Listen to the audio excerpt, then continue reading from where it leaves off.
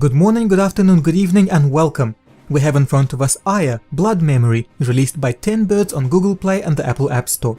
It's a decent game, but to a new player the user interface, the menus and all the buttons can be confusing and overwhelming. This handy little guide can help you become familiar with them so you can move on to enjoy the game as quickly as possible.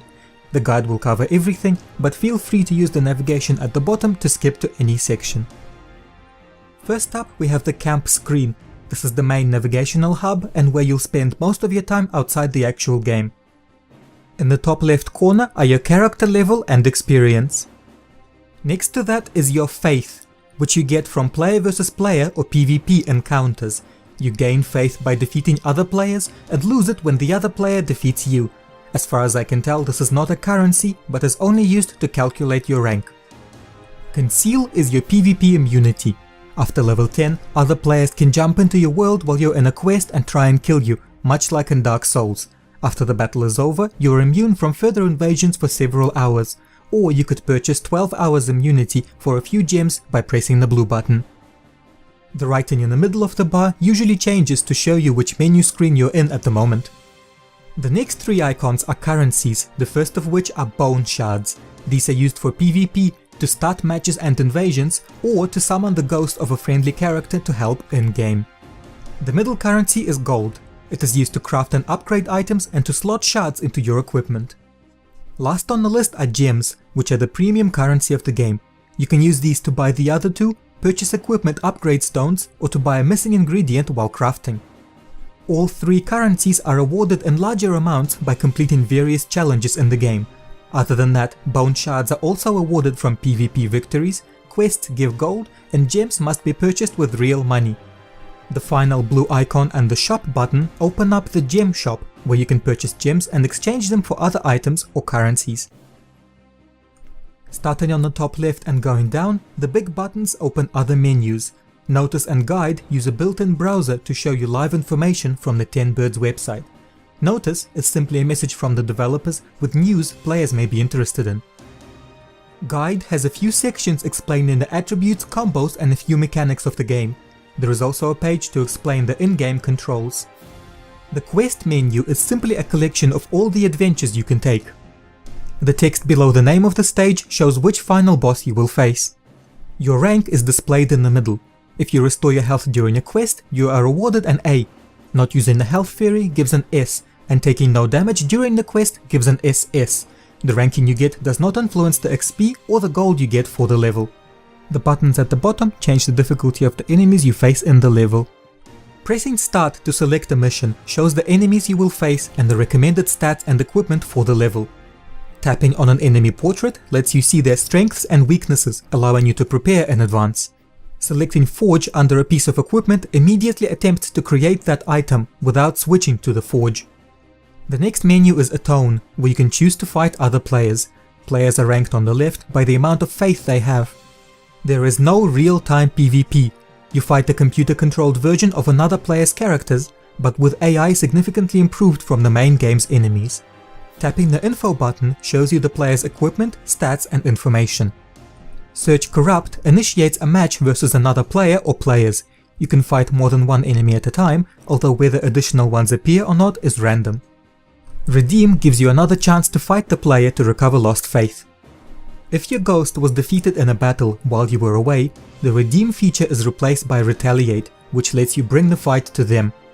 Search Corrupt, Redeem and Retaliate cost 1, 2 and 3 bone shards respectively. The Forge menu is where the crafting happens, but there are a lot of menus and lots of buttons. The tabs on the left change the information which you see. The first tab is the overview of what you select on the right side of the screen. The second tab is the preview of what each item looks like equipped. The third tab is Statistics. When you select an item on the right, it will show how it will affect your current attributes and resistances. The final tab is a list of skills which come from equipped gear. Highlighted squares are currently in effect. All skills are passive and give you bonuses based on the amount of points each skill has, as shown. Having only 3 points in a skill is not enough and will not activate it. The top buttons toggle between categories of items. Weapon and armor are self-explanatory, but accessories are slightly different.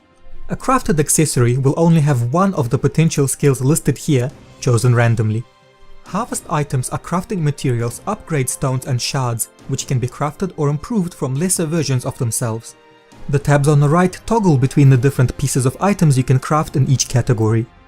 When you try to craft an item by pressing Forge on the bottom right, this screen comes up. The list on the left is what you will need to make the item and what you already have. If you are short a dropped material, it can be purchased with gems. Some items, like this sword, need to be prepared separately. When they're available, unlike other materials, they will show up on the right and you will need to select it manually. The inventory screen works just like the Forge, but has a few new buttons along the bottom. Reinforce is where you improve your items to higher tiers by using memories, which are dropped by enemies or purchased with gems. Items need a certain amount of reinforcement before they're upgraded, but each memory only gives a fixed value. When upgrading items, make sure to use the lowest tier memories first.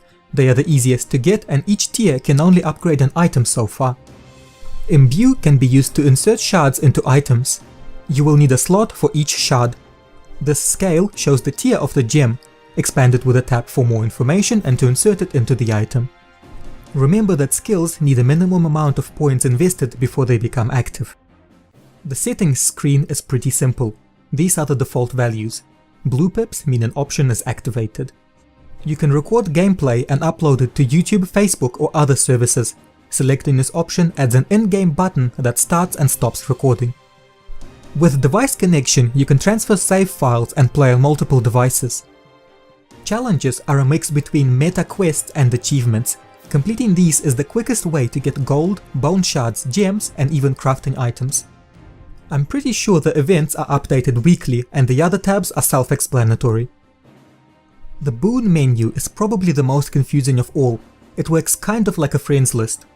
In-game you can find shields where you can summon an AI-controlled character to help for a few bone shards. You can only summon companions, which you have added through this feature. Every player has access to several level 25 companions, which are always present in some quest stages. The others are player characters. Finally, we have the in-game menu. It's covered in the guide section quite well, but there was one thing I wanted to point out.